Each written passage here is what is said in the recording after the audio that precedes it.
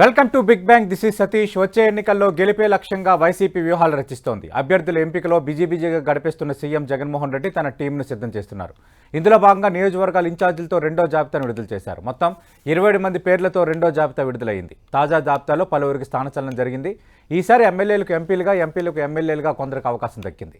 మరి వైసీపీ వ్యూహం ఫలిస్తుందా?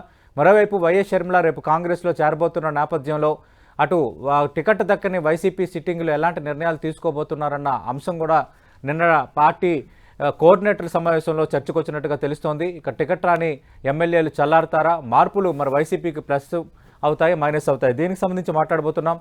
చర్చలో పాల్గొంటున్నారు తెలుగుదేశం పార్టీ నుంచి ఆ పార్టీ సీనియర్ నేత మాజీ విప్ కోన రవికుమార్ గారు, అలాగే వైఎస్ఆర్ కాంగ్రెస్ పార్టీ నుంచి ఆ పార్టీ అధికార ప్రతినిధి ఏపీ లెదర్ కార్పొరేషన్ చైర్మన్గా ఉన్న కాకమన్ రాజశేఖర్ గారు విజయవాడ నుంచి లైవ్లో పాల్గొంటున్నారు. కాకమన్ రాజశేఖర్ గారు, రెండో జాబితా ఫుల్ లిస్ట్ ఇస్తామని చెప్పారు, కానీ 27 మందికే పరిమితమైన వాతావరణం కనిపిస్తోంది. కొందరు వారసులకి కొన్ని చోట్ల ఛాన్స్ ఇచ్చారు సీనియర్లను పక్కన పెట్టి. అలాగే కొందరు ఎంపీలను ఎమ్మెల్యేలుగా పంపిస్తున్నారు, ఎమ్మెల్యేలను ఎంపీలుగా పంపిస్తున్న పరిస్థితి ఒకటి. ఇదంతా ఒక ఎత్తు. కానీ మీ పార్టీకి సంబంధించి మనం చూస్తే ఆల్రెడీ టికెట్ దక్కని ఆళ్ల రామకృష్ణారెడ్డి నేను వైఎస్ షర్మిల ఆమెతో కలిసి అడుగువేయబోతున్నానని ఒక ప్రకటన చేశారు. నిన్న పోతలపట్టు ఎమ్మెల్యే ఏం మాట్లాడారో మనం చూసాం. మాజీ మంత్రి పార్థసారథి కానీ, అలాగే మరో ఎమ్మెల్యే అన్నా రాంబాబు కానీ వాళ్ళ వ్యాఖ్యలు కూడా మనం చూసాం. ఇవన్నీ చూస్తున్నప్పుడు ఏమనిపిస్తోంది? వైఎస్ఆర్ కాంగ్రెస్ పార్టీకి సంబంధించి మీ పార్టీలో టికెట్లు దక్కని సిట్టింగ్లు మీ యొక్క బుజ్జగింపులకు చల్లారుతారా?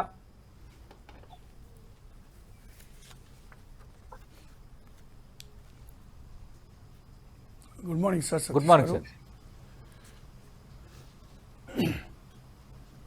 పెద్దలు రవికుమార్ గారికి కూడా ముందుగా నమస్కారాలు సార్. ఇది ఎన్నికలప్పుడు మార్పులు చేర్పులు బుజ్జగింపులు ఎన్నికలు అతి సహజమైనటువంటి ప్రక్రియ సార్. అది అంటే మా పార్టీ కాదు, ఇంకో పార్టీ అయినా ఇంకో పార్టీ అయినా సహజంగా జరిగేటువంటి ప్రక్రియ అది. తర్వాత ఎందుకంటే రాజకీయ పార్టీలు ఏదైనా సరే, మరి ముఖ్యంగా మేమైతే ఆలోచన చేస్తుంది గెలిపే లక్ష్యంగా వైసీపీ అడుగులేస్తుందండి. ఏదంటే రాజకీయాలు అల్టిమేటంగా ఎన్నికల్లో గెలుపొందడం అనేటువంటిది ప్రధాన అంశం అది. కాబట్టి అనేక సర్వేల ద్వారా ఒక్కొక్కళ్ళ పనితీరుని బట్టి ఎవరిని ఎక్కడ వినియోగించాలో, ఎవరిని ఎక్కడ పోటీ చేయించాలో, ఎవరికి ఏ పదవి ఇవ్వాలో, లేదా టికెట్ రానటువంటి వాళ్ళకి వేరే వారి శాఖల్లో వాళ్ళకి ప్రాధాన్యత ఇవ్వాలో, ఇలాంటి అన్ని అంశాలు కూడా ఖచ్చితంగా ఉంటాయి. సరే, సహజంగా కొంత అలగటం అనేటువంటిది ఉంటుంది. మరి నేను కూడా ఒక టికెట్ ఆశించాను, రాలేదు. అయినా కూడా పార్టీ మీరు ఎర్రగొండపాలెం ఎస్సీ రిజర్వ్ నియోజకవర్గం టికెట్ ఆశించారు, అవసరం ఉంది. మీరు కూడా ఉన్నారు ప్రాబబుల్స్ లో, బట్ నిన్న చంద్రశేఖర్ కు కేటాయించారు. అదే సార్ నేను అంటున్నా. ఇప్పుడు అనేక ఈక్వేషన్స్ లో మా అధినాయకుడు తీసుకునేటువంటి నిర్ణయానికి శిరస వహించాలి కాబట్టి ఖచ్చితంగా శిరస వహిస్తాం.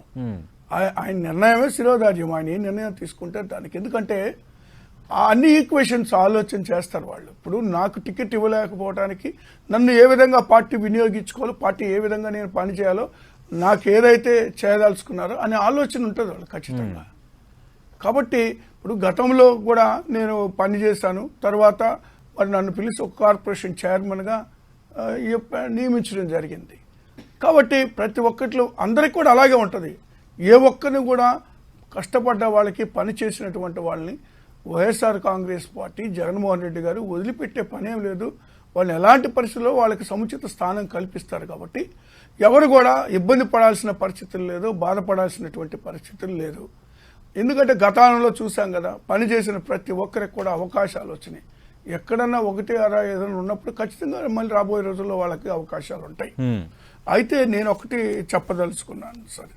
ఇప్పుడు ఈ యొక్క మార్పు చేర్పులు అనేటువంటిది మరి ఎన్నికల వ్యూహంలో భాగమే అది.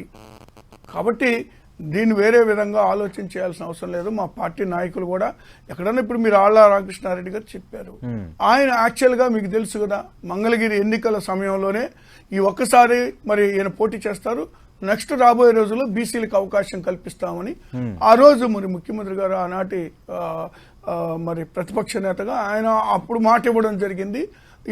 ఉన్నటువంటి ఎమ్మెల్యే ఆయన కూడా చెప్పడం జరిగింది. అదే మాట మీద ఎన్నికలకు వెళ్ళడం జరిగింది. అదే స్లోగన్ తోటి ప్రజల మధ్యలోకి వెళ్ళడం జరిగింది. ఎన్నికలు అయిపోయి ఇప్పుడు మళ్ళీ ఎన్నికలు వస్తున్నప్పుడు బీసీలకు అవకాశం ఇవ్వాలి కదా. ఇప్పుడు మా అలా అవకాశం ఇచ్చారు. దానికి ఆయన ఇబ్బంది పడితే మనం ఎవరేం చేయగలిగింది ఏం లేదు. అది ప్రధానంగా మా అభ్యర్థులు అందరిలో కూడా ఎస్సీలు కానీ, ఎస్టీలు కానీ, బీసీలు కానీ, మైనార్టీలకు కానీ ప్రాధాన్యత ఉంటుంది. ప్రాధాన్యత కంపల్సరిగా వాళ్ళకి అవకాశాలు ఎక్కువగా ఉంటాయి మిగిలిన వాళ్ళకంటే అనేటువంటి మాట కూడా వాస్తవం. వీళ్ళని ఆర్థికంగా మరి సామాజికంగా వైఎస్ఆర్కి భక్తులము ఇంకెవరికో కాదు, వైఎస్ షర్మిలతో పాటు అడుగైపోతున్నానని ఒక ప్రకటన చేశారు. మీ పార్టీలకు సంబంధించిన కొందరు నేతలు టచ్లో ఉన్నారని ఒక ప్రచారం జరుగుతోంది. సహజంగా సార్ ఆయన కొంత ఇబ్బంది పడి ఉండొచ్చు, బాధపడి ఉండొచ్చు. మరి వైఎస్ఆర్ కుటుంబానికి మరి ఆయన మరి అంత లాయల్గా ఉండే పరిస్థితుల్లో ఆయన వారసుడైనటువంటి జగన్మోహన్ రెడ్డి గారికి ఎందుకు మరి ఆయన తీసుకున్న నిర్ణయాన్ని కట్టుబడి లేరండి?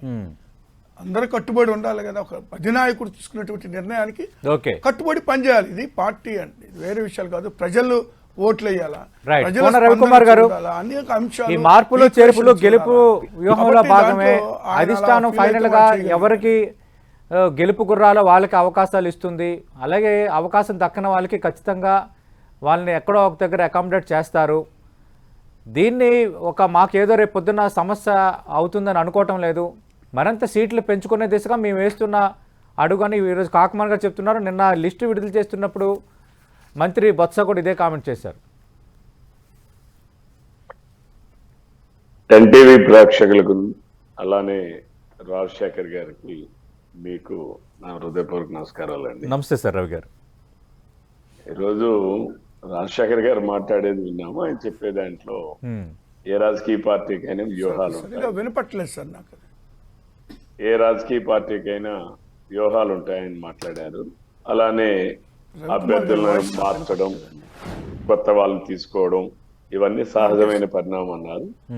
అట్లానే సజ్జల రామ్ ఈ మధ్య కాలంలో చూస్తున్నటువంటి స్టేట్మెంట్లు, వైసీపీ పార్టీలో ఉన్నటువంటి సజ్జల రామకృష్ణారెడ్డి సకల శాఖ మంత్రి కానీ, లేకపోతే బొత్స సత్యనారాయణ గారి సింగిల్ శాఖ మంత్రి కానీ, నిన్న మాట్లాడినటువంటి వైవి సుబ్బారెడ్డి గారు చాలా స్పష్టంగా మాట్లాడుతున్నారా. ఏముంది, పార్టీలో ఉండేవాడు ఉంటాడు, పోయేవాడు పోతాడు.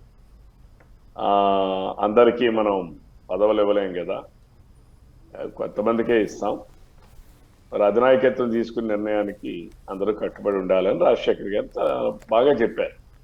అయితే నేను రాజశేఖర్ గారికి ప్రశ్నించేది ఏంటంటే, ఇదే బొత్స సత్యనారాయణ కాంగ్రెస్ పార్టీలో పిసిసి అధ్యక్షుడిగా పనిచేశాడు. ఆ రోజు రాష్ట్ర మంత్రివర్గంలో కూడా కేబినెట్ మంత్రిగా పనిచేశారు. మరి ఆ రోజు కాంగ్రెస్ పార్టీ రాష్ట్ర విభజనని తీసుకున్నటువంటి నిర్ణయానికి ఎందుకు కట్టుబడి లేరు? ఎందుకు రాజశేఖర్ గారితో సహా అందరూ బయటకు వచ్చారు? ఆ రోజు కాంగ్రెస్ పార్టీ అది రాజకీయ పార్టీ కాదా? లేదు ఈ భారతదేశంలో వీళ్ళందరూ చెప్పేవాళ్ళు ఎప్పుడు కూడా, రాజశేఖర్ గారి గత స్టేట్మెంట్లు కావచ్చు, లేకపోతే అనేక మంది కావచ్చు, జగన్మోహన్ రెడ్డి తండ్రి కూడా రాహుల్ గాంధీని మళ్ళీ ప్రధానమంత్రిగా చేయడమే నా లక్ష్యం అని చెప్పి మాట్లాడినటువంటి రాజశేఖర్ రెడ్డి గారి వారసుడిగా వచ్చినటువంటి జగన్మోహన్ రెడ్డి, వీళ్ళందరూ కూడా ఎందుకు కాంగ్రెస్ పార్టీని వీడొచ్చారు? ఎందుకు కాంగ్రెస్ పార్టీ నిర్ణయం తీసుకునేటప్పుడు బలపరిచి, నిర్ణయం తీసుకున్న తర్వాత దాన్ని వ్యతిరేకించారు? ఎందుకు బయటకు వచ్చారు వీళ్ళందరూ? కాబట్టి ఏదైనా రాజశేఖర్ గారు ఇప్పుడు మాట్లాడుతున్న మాటల్లో చాలా డొల్లతనం. నిన్న 27 మంది మార్చా ఉన్నారు, 12 మంది గతంలో ఇచ్చారు. ఇందులో ఆల్రెడీ చాలా మందికి ట్రాన్స్ఫర్స్. ఇక్కడ ఏంటంటే ఏ రాజకీయ పార్టీలైనా వారు చెప్పినట్టుగా ఒకరో ఇద్దరో ముగ్గురో ఉంటే ఒక్కొక్కసారి నియోజకవర్గాలు సామాజిక వర్గ సమీకరణాలను బట్టి లేదా అప్పుడున్న పరిస్థితులను బట్టి సందర్భాన్ని బట్టి ఒకరో ఇద్దరు ఉంటారు. కానీ ఇంతమందిని ట్రాన్స్ఫర్ చేయడం, ఇప్పుడు మా కంబాల్ జోగులు గారు శ్రీకాకుళం పూర్వ జిల్లా రాజాంలో ఆయన శాసనసభ్యుడిగా గతంలో 2 times కూడా వరుసగా గెలుచుకుంటూ వచ్చారు. ఇప్పుడు అతను తీసుకొని వెళ్ళి ఏ మాత్రం సంబంధం లేని పాయకరావుపేటకి అభ్యర్థిగా పెడితే ఏ రకంగా అక్కడ చేసినది? అక్కడ ఎవరు దళితులు లేరా? దళిత సామాజిక వర్గం అసలు ఎవరూ లేరా? కంబాల జోగులు గారి వలన అక్కడికి వచ్చినటువంటి అదనపు అడ్వాంటేజ్ ఏంటి వైసీపీ పార్టీకి ఉంది? లేదా ఇక్కడ ఓకే, ఇక్కడ కొత్త అభ్యర్థికి మీరు ఎంపిక చేసి ఉండొచ్చు, కానీ ఇదే కంబాల జోగులు తీసుకెళ్లి పాయకరావుపేటలో పెడితే పాయకరావుపేటలో అసలు దళిత లేదు. అది ఇక శ్రీకాకుళం జిల్లాలో దళిత కమ్యూనిటీ చూసుకుంటే 7-8% కన్నా ఎక్కువ లేరు, 6-7% కన్నా ఎక్కువ ఉండదు. వేరే మీరు పాయకరావుపేట ఏమైనా తీసుకుంటే 16%, 17% ఉన్నటువంటి దళిత నియోజకవర్గాలు అవన్నీ కూడా, అంటే జనాభా కూడా ఇక్కడ చాలా ఎక్కువ. కంపారిటివ్ శ్రీకాకుళం జిల్లాలో ఉన్నటువంటి దళితులు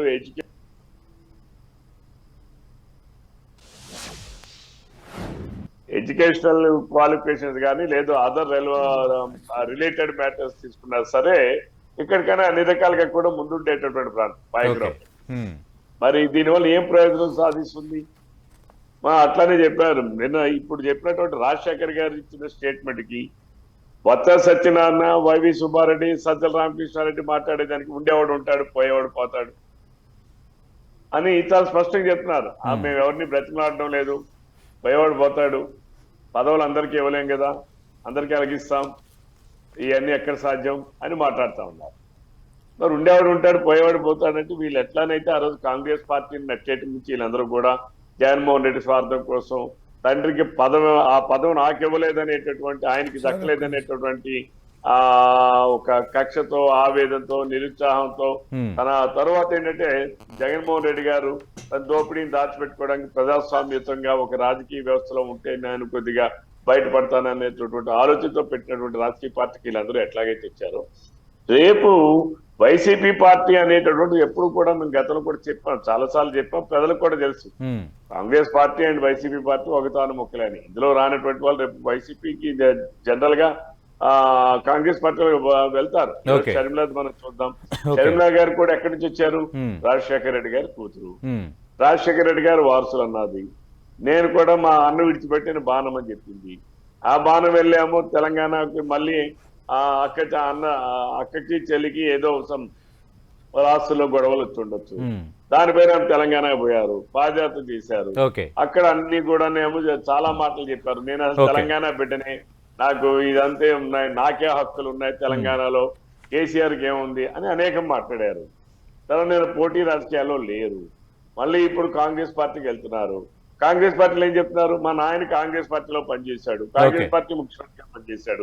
రాజశేఖర రెడ్డి గారు ఏమి వైసీపీ పార్టీ ముఖ్యమంత్రిగా పనిచేయలేదు కదా, కాంగ్రెస్ పార్టీలో ముఖ్యమంత్రిగా పనిచేశారు. కాంగ్రెస్ పార్టీ రాజశేఖర రెడ్డిని ఆ రోజు ముఖ్యమంత్రిగా చేసింది. కాంగ్రెస్ పార్టీ రాజశేఖర రెడ్డిని రాజకీయ భవిష్యత్తు ఒక్క నిమిషం అండి సతీష్, కాంగ్రెస్ పార్టీని పిసిసి అధ్యక్షుడిగా గా పనిచేశారు, అపోజిషన్ లీడర్ గా పనిచేశారు. ఇవన్నీ కూడా కాంగ్రెస్ పార్టీ ఇచ్చింది. కాంగ్రెస్ పార్టీని ఆ రోజు అన్ని విధాలుగా రాజశేఖర రెడ్డికి అండదండలు అందించాడు కాంగ్రెస్ పార్టీని. మరి ఆ రోజు వెన్నుపోటు పడిచో, మోసం చేసో, లేకపోతే జగన్మోహన్ రెడ్డి బయటకు రాలేదా? ఇవన్నీ కూడా ఎప్పుడు ఏదైనా చేసేటప్పుడు ఇవన్నీ రాజకీయాల్లో సహజం అండి. ఎందుకు సహజం? మీరు ఇంతమందిని మేము 40 మందిని మార్చాం, ఇందులో ట్రాన్స్ఫర్లు చేశాం. ఇక్కడ గమనించాల్సింది ఏంటంటే దళితుల్ని ఎక్కువగా మారుస్తున్నారు. అవసరం ఏమొచ్చింది? ఎగ్జిస్టింగ్ సీట్లు మీరు కంబాల జోగులు గారు ఫర్ ఎగ్జాంపుల్ రాజాంలో పనికిరారంటే కంబాల జోగులు గారి తాలూకు ప్రమేయం ఏమిటంటే ఖచ్చితంగా అంశాలు కూడా ప్రస్తావిద్దాం. కోనరవి గారు ఖచ్చితంగా అంశాలు కూడా ప్రస్తావిద్దాం. ఎన్నిసార్లు ఇంటర్వ్యూ ఇచ్చాడు, ఎందుకు పనికిరాడు అంటే పనులు చేయలేదని పనికిరాడు, ఎందుకు చేయలేదు. కాకమాన్ రాజశేఖర్ గారు, మీ మార్పులు, మీ గెలుపు వ్యూహాలు మీ వ్యక్తిగతం అంతర్గతం అయినప్పటికీ ఒక రాజకీయ పార్టీగా, అధికార పార్టీగా మీరు చేస్తున్న నిర్ణయాలపై ఖచ్చితంగా చర్చ ఉంటుంది, ప్రతిపక్షాలు కూడా మాట్లాడతాయి. అయితే ఇందాక కోనరావి గారు ప్రస్తావించిన అంశం ఏంటంటే వైఎస్ఆర్ కాంగ్రెస్ పార్టీ అనేది కాంగ్రెస్ పార్టీ నుంచి వేరయ్యి ప్రస్తుత మీ ముఖ్యమంత్రి పార్టీ అధ్యక్షుడు జగన్మోహన్ రెడ్డి పెట్టిన పార్టీ, కాంగ్రెస్ పార్టీ క్రీమ్ మొత్తం వైఎస్ఆర్ కాంగ్రెస్ పార్టీకి వచ్చేసింది. రేపు వైఎస్ షర్మిల కాంగ్రెస్లో చేరబోతున్నారు, కాంగ్రెస్ పార్టీకి లీడ్ చేయబోతున్నారు. కాబట్టి టికెట్లు రాని వాళ్ళు, అసంతృప్తులు ఖచ్చితంగా మళ్ళీ అదే కాంగ్రెస్కి వెళ్ళిపోతారు అంటున్నారు రాజశేఖర్ గారు. సార్ ముందుగా నేను చెప్పదలుచుకుంది మరి రవికుమార్ గారు సజ్జల రామకృష్ణారెడ్డి గారి గురించి సకల శాఖ మంత్రి అని మాట్లాడటం జరిగింది. అంటే ఏంటి దాని అర్థం? మరి ఆయన పార్టీలో ఆయన ఒక one of the pillars. Sajjala Ramakrishna general secretary, అందుకేనండి 36 శాఖల అదే మంత్రి విధంగా అన్నాను నేను. మరి ఆయన అడ్వైజర్, రాజశేఖర్ గారు అడ్వైజర్, మీ సజ్జల రామకృష్ణ అడ్వైజర్. గారిని తగ్గించలా. ఆయనకి అన్ని ఆయన రకాల సజ్జల హక్కులు శాఖ ఉంటాయి. మంత్రి 38 వీళ్ళు శాఖల తెలుగుదేశం మంత్రి పార్టీ చెప్పారు. నాయకులు రవి గారు ఒక్క నిమిషం మధ్యలో ఉండండి సార్, రైట్ మాట్లాడండి కాకమాన్ గారు. ఒక్క నిమిషం సార్. ఇప్పుడు వాళ్ళు అలా విమర్శ చేయడం, ఎందుకంటే అది మా పార్టీకి సంబంధించింది. మేము ఎవరు ఏది విషయాన్ని చూడాలో, ఎవరు ఏ విషయాలు డీల్ చేయాలనేటువంటిది మా అంతర్గత వ్యవహారం అది. ఇప్పుడు దానికి మరి వీళ్ళంతా కలిసి ఒకప్పుడు ఇదే చంద్రబాబు నాయుడు గారు మరి సుజనా చౌదరి గారిని ఎందుకు పెట్టుకున్నాడండి? ఆయన ఎందుకు మాట్లాడాడు అప్పుడంతా? ఆయన ఎందుకు డీల్ చేశాడు టికెట్లు కానీ ప్రతి ఒక్క విషయాన్ని? ఇప్పుడు నేను అంటుంది ఏంటంటే, పార్టీలో కొంతమంది కీలకమైనటువంటి వాళ్ళు, కొందరు వ్యక్తులు ఉంటారు, వాళ్ళు చూస్తారు, అందరు చూడరు కదా అన్ని విషయాలు. కాబట్టి అది మా అంతర్గత విషయం, వాళ్ళు అలా ఉంచండి. ఇంకోటి, అక్కడ ఆయన ఎందుకు పోటీ చేపించారు, ఇక్కడ ఎందుకు తీసేశారు, ఇవన్నీ ఏంటండి? ఓకే, అది మాకు సంబంధించిన వ్యవహారం. ఎవరిని ఎక్కడ పోటీ చేయించాలో, ఎవరిని తీసేయాలో, ఎవరిని పెట్టాలో, ఎక్కడి నుంచి పోటీ చేయించాలో అనేటువంటిది మా వ్యూహంలో భాగంగా. అంటే కోన రవికుమార్ గారు శ్రీకాకుళం జిల్లాకు చెందిన వ్యక్తి కాబట్టి ఇప్పుడు ప్రస్తుతం అంటే జిల్లాల విభజన తర్వాత రాజాం విజయనగరం జిల్లాలోకి వచ్చింది. రాజాంకి చెందిన శాసనసభ్యులు కంబాల జోగులు 2 times ఆయన ఎమ్మెల్యేగా విజయం సాధించారు. ఆయనను ఇంకా ఒక వేరే జిల్లానే మార్చిన పరిస్థితి ఉంది ఇప్పుడు పాయికరావుపేట నియోజకవర్గానికి. అంటే ఇక్కడ కంబాల జోగులను మార్చడం వెనక ఇక్కడ ఆయన రేపొద్దున పోటీ చేస్తే గెలవరన్న సంకేతమే కదా. ఇక్కడ గెలవని వ్యక్తి అక్కడ ఎట్లా గెలుస్తారు? ఎస్సీస్ని ఎక్కువగా మారుస్తున్నారు, ఎస్సీ కమ్యూనిటీకి చెందిన శాసనసభ్యులు ఎక్కువగా మారుస్తున్నారు, బైక్ ఏమో బీసీలకు అవకాశం కల్పిస్తున్నామని కలరింగ్ ఇస్తున్నారు. ఇది టీడీపీ ఆరోపణలు. లేదు, ఇప్పుడు నేను ఒక్క మాట చెప్పదలుచుకున్నాను సార్. ఎస్సీలని కాదు, బీసీలని కాదు, ఎవరైనా సరే గెలిపే ప్రాతిపదిక ఉన్నటువంటి సర్వే రిపోర్ట్స్, మంచి చెడ్డ ఈక్వేషన్స్, అన్ని కమ్యూనిటీస్, మరి ముఖ్యంగా ఈ బ్యాక్వర్డ్ క్లాసెస్కి, బీసీలకు కానీ, ఎస్సీలకు కానీ, ఎస్టీలకు కానీ, మరి మైనార్టీలకు కానీ అవకాశం కల్పించేటువంటి ప్రయత్నం మేము చేస్తా ఉన్నాం. సో దాన్ని వాళ్ళు తప్పటం. ఎందుకంటే వాళ్ళు ఏంటంటే ఈరోజు గోరీలు నక్కలా కాచుకొని కూర్చున్నారు. ఎవరైతే మా పార్టీ నుంచి అలుగుతారో వెళ్తారో వాళ్ళని చేర్చుకోవాలని వాళ్ళకి టికెట్ లేదు. ఎందుకంటే వాళ్ళకి అభ్యర్థులు కొడుతుంది. ఇప్పుడు ఈ రోజుకి వాళ్ళకి అభ్యర్థులు ఎవరో తెలీదు. అసలు పార్టీ ఎన్నికలకు సంబంధించినట్టు సమాయత్తంగా లేరు వాళ్ళు. మేము అన్నిటి సిద్ధంగా ఉన్నాం, ఎన్నికలకి సిద్ధంగా ఉన్నాం. కాబట్టి వాళ్ళ చూసి వారు లేకపోతా ఉన్నారు. వాడు కాబట్టి నేను ఒకటే సంబంధించి కూడా కాంగ్రెస్ నుంచి వైసీపీ వచ్చింది, మళ్ళీ వైసీపీలో టికెట్లు దక్కని అసంతృప్తులు ఖచ్చితంగా షర్మిల కూడా వైఎస్ఆర్ వారసురాలే కాబట్టి చెప్తున్నాను సార్, దానికే ఖచ్చితంగా కాంగ్రెస్ పార్టీలోకి వెళ్తారంటున్నారు రవి గారు. ఇప్పుడు జగన్మోహన్ రెడ్డి గారు పార్టీ పెట్టినటువంటి సందర్భం ఏంటండి? జగన్మోహన్ రెడ్డి గారు సొంతగా పార్టీ పెట్టి నిర్మాణం చేసి ఒకసారి అపోజిషన్ లీడర్గా 67 సీట్లు గెలిచి మళ్ళీ 151 సీట్లతో ముఖ్యమంత్రి అయ్యారు. కానీ చంద్రబాబు నాయుడు గారు ఏం చేశారండి? ఎన్టీ రామారావు గారికి వెన్నుపోటు పొడిచి, అదే కాంగ్రెస్ పార్టీలో నుండి వచ్చి ఎన్టీ రామారావు గారికి వెన్నుపోటు పొడిచి ఆయన మరణానికి కారణమయ్యి ఆ పార్టీని మరి హస్తగతం చేసుకొని ఆయన సొంత పార్టీ లాగా ఇప్పుడు రన్ చేసుకుంటున్నాడు. ఆయనలా కాదు కదా. ఈయన పార్టీ స్థాపించడం, గెలవడం, ఈరోజు ముఖ్యమంత్రిగా ఉన్నారు. కాబట్టి వాళ్ళు ఆయనతో కంపేర్ చేయాల్సినటువంటి అవసరం లేనే లేదు. తర్వాత వచ్చేసి కాంగ్రెస్ పార్టీ తోటి విడిపోయిన సందర్భం అందరికీ తెలుసండి. ఆ రోజు జగన్మోహన్ రెడ్డి గారిని ఏ విధంగా అవమానించిందో కాంగ్రెస్ పార్టీ, ఏ విధంగా అక్రమ కేసులు పెట్టిందో, పార్టీ నుంచి బయటకు వచ్చిన తర్వాత ఇదే తెలుగుదేశం పార్టీ, అదే కాంగ్రెస్ పార్టీ మరి జగన్మోహన్ రెడ్డి ఆయన సోదరు వైఎస్ షర్మిల కేసు పెట్టి 16 నెలలు జైలు పాలు చేసినట్టు అభిమానించడానికి సిద్ధమయ్యారు. అప్పుడు కాంగ్రెస్ పార్టీ జగన్మోహన్ రెడ్డిని అవమానించిందని మీరు చెప్తున్నప్పుడు అదే ఆయన సోదరి వైఎస్ షర్మిల ఈరోజు అదే కాంగ్రెస్ పార్టీని అభిమానించడానికి సిద్ధమయ్యారు, రేపు కాంగ్రెస్ పార్టీలో చేరుతున్నారు. అంటే ఇక్కడ టికెట్లు దక్కని అసంతృప్తులు మళ్ళీ తిరిగి కాంగ్రెస్కే వెళ్తారు వైఎస్ షర్మిల ఉంది కాబట్టి అనేది రవి గారు చెప్తున్నమాట. ఆల్రెడీ ఆళ్ళ రామకృష్ణారెడ్డి లాంటి నేతల కామెంట్స్ కూడా మనం చూసాం. ఒక్కటి సార్, ఇప్పుడు ఇక్కడ ఎవరు కూడా ఎవరిని మోసం చేసి లేదా ఎవరిని ఇచ్చేసి రాజకీయాలు మేమేం చేయలే. మేము పార్టీ పెట్టుకున్నాం, గెలిచాము, ఒకసారి అపోజిషన్లో, మరొకసారి అధికారంలో. వాళ్ళ రాజకీయాలు, వెన్నుపోటు రాజకీయాలు మేము చేయలేదు. సరే, తర్వాత వచ్చేసి కాంగ్రెస్ పార్టీ కూడా మేమే వెన్నుపోటు పడవలేదు. అవమానాలు భరించలేకనే పక్కకు రావడం జరిగింది. ప్రజలు మద్దతు ఇచ్చారు. మద్దతు ఇవ్వకపోతే 67 సీట్లు ఎలా గెలుస్తారు సార్ పార్టీ పెట్టిన ఫస్ట్ ఎలక్షన్ కే? కాబట్టి నేనేమంటానంటే వీళ్ళు మాట్లాడినట్టుగా వెన్నుపోటు రాజకీయాలు మావి కాదు. ఓకే, మేము స్ట్రైట్ గా ఎన్నికలకు వచ్చాం, స్ట్రైట్ గానే పార్టీ స్థాపించాం, స్ట్రైట్ గానే Right. ఈ రోజుకి ఉన్నాం. మేము Right. ఎవరితో పొత్తులు కోన రవి గారు, కానీ వీళ్ళ పద్ధతి అది కాదు కదా. కోన రవికుమార్ గారు, దొడ్డిదారినే ఇక్కడ టికెట్లు దక్కని నేతల కోసం తర్వాత షర్మిల గారు పార్టీకి సంబంధించి కాంగ్రెస్ ఒక్క నిమిషం సార్ షర్మిల గారు ఇప్పుడు ఎన్నికలకు వస్తున్నారు, రేపు కాంగ్రెస్ పార్టీకి సపోర్ట్ చేస్తారు. ఖచ్చితంగా వ్యక్తిగతంగా ఎవరికైనా హక్కు ఉంది కదండి. పార్టీ స్థాపించే హక్కు ఉంటుంది, Okay. ఎన్నికలకు వెళ్లే హక్కు ఉంటుంది, Right. ఏ పార్టీకైనా సపోర్ట్ చేసే హక్కు ఉంటుంది. Right. కాబట్టి దాన్ని ఎవరు కాదనేది లేదు కదా. Okay. కానీ మా వ్యూహాలు మాకుంటాయి. Okay. దాన్ని ఎలా ఎదుర్కోవాలో, ఒకవేళ అలా జరిగినప్పుడు ఎలా ఎదుర్కోవాలో, లేదా ఏ విధంగా కాకమన్ రాజశేఖర్ గారు మీ మేము వ్యూహాలు పార్టీని మీకు ఉండొచ్చు, కాపాడుకోవాలో, ఏ బట్ విధంగా ప్రతిపక్షాలు ఎన్నికలకు లేవనెత్తిన వెళ్ళాలో, అంశాలను మా నేను ప్రశ్నల వ్యూహాలు రూపంలో మీకు అడిగాను. కోన రవికుమార్ గారు, వైఎస్ఆర్ కాంగ్రెస్ పార్టీలో టికెట్లు దక్కిన నేతల కోసం తెలుగుదేశం పార్టీ, జనసేన ఎదురు చూస్తున్నాయి. తెలుగుదేశం పార్టీకి, జనసేనకు అభ్యర్థులు లేరని వైఎస్ఆర్ కాంగ్రెస్ పార్టీ ప్రస్తావిస్తోంది. ఇప్పుడు వైసీపీ ఎమ్మెల్సీ వంశీకృష్ణ యాదవ్ విశాఖపట్నంకి సంబంధించి చూసాం. ఆయన పార్టీ మారిన జనసేనలో చేరిన వెంటనే విశాఖ సౌత్ కానీ భీమిలి అని ఒక చర్చ జరిగింది. పిఠాపురంలో వంగా గీతాకు కాకినాడ ఎంపీకి అవకాశం ఇచ్చారు. అక్కడ సిట్టింగ్ ఎమ్మెల్యే జనసేనతో టచ్లో ఉన్నారని అంటున్నారు. అనకాపల్లికి చెందిన గతంలో మీ పార్టీ నుంచే పెరిగిన నేత దాడి వీరభద్రరావు 2014 నుంచి ఇప్పటి వరకు వైఎస్ఆర్ కాంగ్రెస్ పార్టీతో ఉన్నారు. ఈరోజు దాడి వీరభద్రరావు, ఆయన తనయుడు దాడి రత్నాకర్ మీ పార్టీ అధినేతను చంద్రబాబును కలుస్తున్నారు. దీనిపై ఏమంటారు?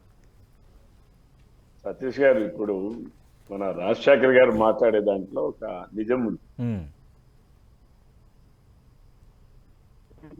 ఈ చంద్రబాబు నాయుడు గారు ఆయన కాంగ్రెస్ పార్టీ నుంచి వచ్చాడు, లేకపోతే ఎన్టీ రామారావు గారికి వెన్నుపోటు పొడిచాడు, పార్టీని హస్తగతం చేసుకున్నాడు, వెన్నుపోటు పడవడం ఆయనకి అలవాటు అని చెప్పి మాట్లాడారు. ఇందులో ప్రత్యక్షంగా ఆయన, పరోక్షంగా ఇప్పుడు ఆయన అంగీకరించింది ఏంటంటే రాజశేఖర్ గారు, జగన్మోహన్ రెడ్డికి మాత్రం వెన్నుపోటు అలవాటు లేదు, కానీ డైరెక్ట్ గా పొట్టలో పడడం చాలా అలవాటు. ఎందుకంటే సొంత బాబాయినే బాత్రూమ్ లో మటలు చేయించినటువంటి పార్టీ అది, నాయకులు వాళ్ళు. కాబట్టి వాళ్ళకి డైరెక్ట్ గా పొట్టలో కోర్టు పరిధిలో, దర్యాప్తు పరిధిలో ఉంది. ఇంకా అంశాలు ప్రస్తావించాలండి, అంశాలు ప్రస్తావించాలి. రవి గారు, నేను ప్రశ్న అడిగాను, దానికి సమాధానం చెప్పండి. గౌరవ ముఖ్యమంత్రి గారిని మీరు సంబోధించే విధానం, మాట్లాడే పద్ధతి ఇది సరైనది కాదు. అది మీరు విత్డ్రా చేసుకోండి. ఫస్ట్ మీరు విత్డ్రా చేసుకొని డిబేట్ లో మాట్లాడండి. మీరు ఎలా చెప్తారండి? ఒక పక్క కేసు నడుస్తా ఉంది, సిబిఐ కేసు నడుస్తుంది. రాజశేఖర్ గారు రైట్, నేను అదే ప్రస్తావించాను సార్. రాజశేఖర్ గారు, మీరు అన్నదే నేను ప్రస్తావించాను. రైట్ ముఖ్యమంత్రి గారిని మాట్లాడేటువంటి మాటని విత్డ్రా చేసుకోమనండి సార్. ముందు విత్డ్రా చేసుకొని ఆయన డిబేట్ మాట్లాడమనండి, లేకపోతే ఆయన మాట్లాడించే ప్రశ్నే లేదు.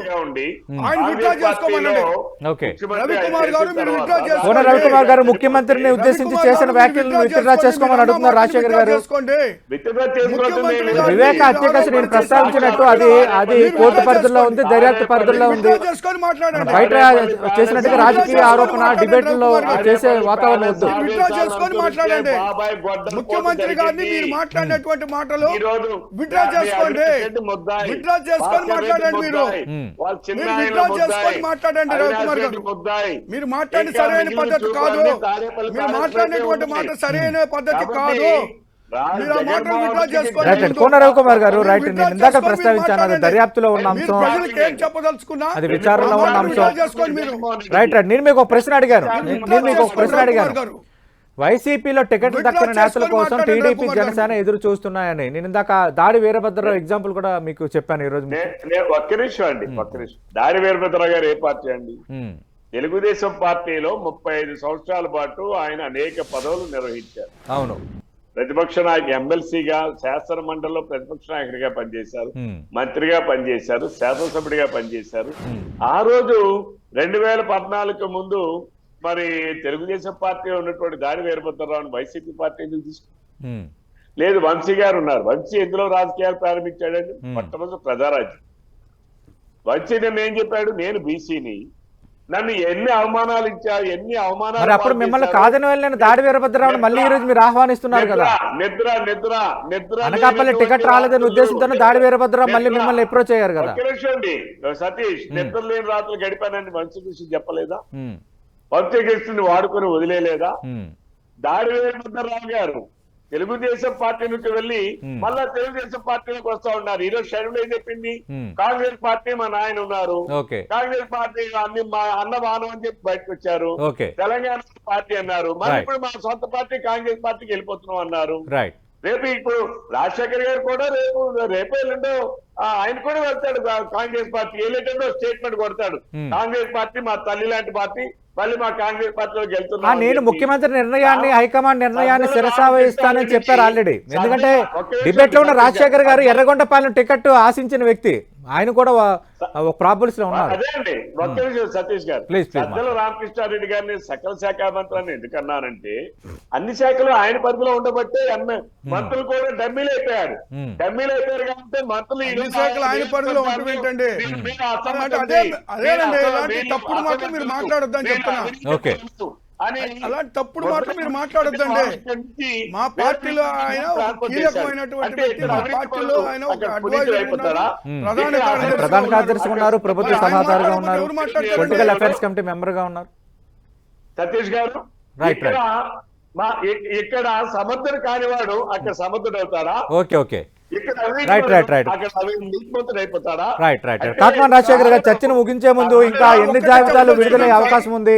సతీష్ గారు, రైట్ రవి గారు ఒక్క నిమిషం సార్, సమయం అయిపోయింది sir, please understand. Right Rajasekhar గారు మీరు మాట్లాడండి సార్, బ్రీఫ్ గా, సతీష్ గారు. టైం అయిపోయింది.